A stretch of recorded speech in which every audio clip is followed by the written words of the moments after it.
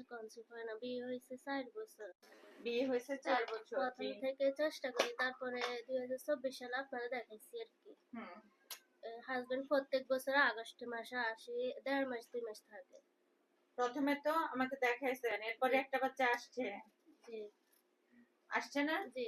সেই বাচ্চা বাড়িতে মারছেন বলেন না কেন?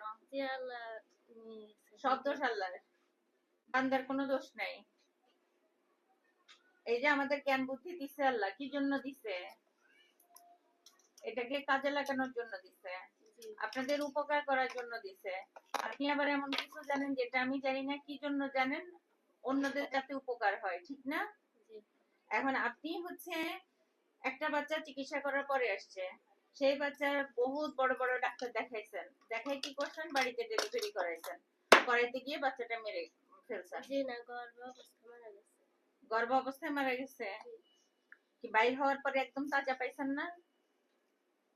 গর্ভে মারা গেছে, তারপরে বলতে পারি এখানে আসছি, তারপর ডেলিভারি করাইছি। আচ্ছা, আপনার মতো অনেক আছে এরকম করে। এখন হাজবেন্ড আবার আগস্ট মাসে আসবে আর কি।